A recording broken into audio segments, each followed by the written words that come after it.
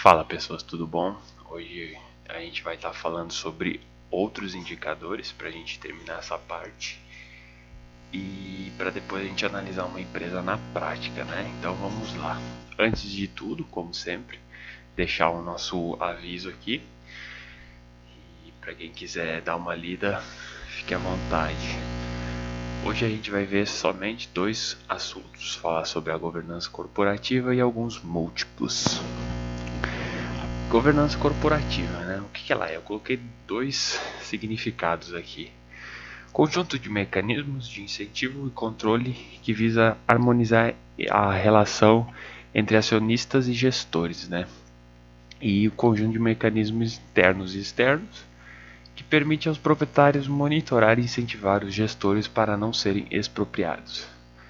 Para os gestores não fazer o que quiser e o que eles bem entendem e para ter uma boa relação com nós acionistas. Então, aqui tem algumas características, né? Por exemplo, transparência, que tem uma boa informação para gerar mais confiança, que tem a equidade, um tratamento justo entre o majoritário e o minoritário, a prestação de contas, de responder integralmente por todos os seus atos, e responsabilidade, zelar pela sustentabilidade da companhia, né? Então, quanto maior for o grau de informações que a gente conseguir sobre essa empresa, maior é seu grau de governança. Agora falando sobre os múltiplos, trouxe aqui um parênteses, né, para a gente entender como é que funciona, né? O valor da empresa ela não equivale à soma dos seus ativos, pois a gente tem uma expectativa de geração de valor com esses próprios ativos. Então, aí o valor da nossa empresa, o valuation dela, não são os ativos. Então, a empresa ela vale os fluxos de caixa futuro que ela vem a gerar, né, descontando a uma taxa e trazidos ao valor presente. Essa já é uma parte de valuation que a gente não vai falar agora. Os múltiplos eles são os indicadores para comparar empresas, né? A gente compara uma empresa com a outra. Então a gente tem os indicadores financeiros e de mercado. Os financeiros eles vão derivar do nosso próprio balanço da empresa. Por exemplo, dívida líquida, EBITDA, margens, ROI. Já os indicadores de mercado, por exemplo, a gente tem o preço sobre o lucro, que a gente vai pegar o preço da ação e dividir pelo lucro por ação. E o P sobre VPA, que é o preço sobre o valor patrimonial da ação. Ambos, quanto menor for essa razão, melhor é para a gente. Aqui eu trouxe uma explicação, né, que o lucro por ação representa a parcela do resultado líquido da empresa que compete a cada ação. Então a gente vai pegar todas as ações, dividir pelo lucro líquido e a gente vai chegar no LPA. Tá aqui, ó. Lucro ou prejuízo no período dividido pelo número de ações. E agora, o valor patrimonial, o que é? Ele representa a parcela do capital próprio que compete a cada ação emitida. Então a gente vai pegar o patrimônio líquido dessa empresa e dividir pelo número de ações emitidas. A gente vai chegar no valor patrimonial, beleza? Falando do dividendo, né?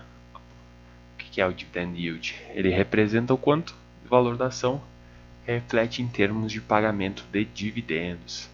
Então a gente vai pegar o dividendo por ação e o preço de mercado da ação. Aqui eu trouxe esse exemplo, né? Ou então, como que a gente pode fazer?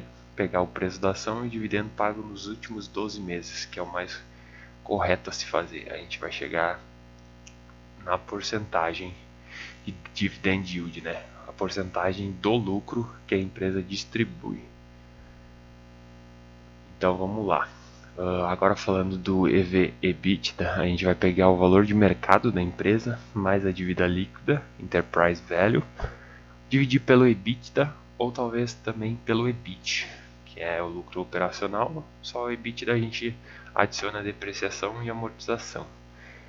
Quanto tempo, eu trouxe uma explicaçãozinha, quanto tempo que a empresa demoraria que ela pudesse pagar seu investimento feito com a compra de ativos, né? Ou seja, quanto tempo ela demoraria para pagar os ativos com a própria operação da empresa. Aqui outro indicador, o preço sobre receita. A gente vai pegar o valor de mercado, que seria o preço, né? Está sendo negociado na bolsa, dividir pela receita que essa empresa está tendo. Agora, alguns pontos para a gente se atentar. A gente vai comparar esses indicadores entre empresas pares do mesmo setor, comparar com a média histórica também é importante para a gente entender se está fora da média ou se está dentro da média. Os múltiplos eles apenas indicam, né? Então a gente não pode tomar nenhuma decisão baseada nisso. E ter que levar em consideração com o contexto da empresa também, porque às vezes ela pode estar muito endividada, mas talvez seja algo pontual e a média dela nunca foi ser uma empresa endividada. Ou então agora ela está num ponto assim de investimentos altos, então não está gerando tanto caixa, porque está pagando os investimentos. Então é bom que a gente entenda alguns motivos algumas peculiaridades da nossa operação. Comprar abaixo das máximas históricas e perto das mínimas costuma garantir sempre os maiores retornos.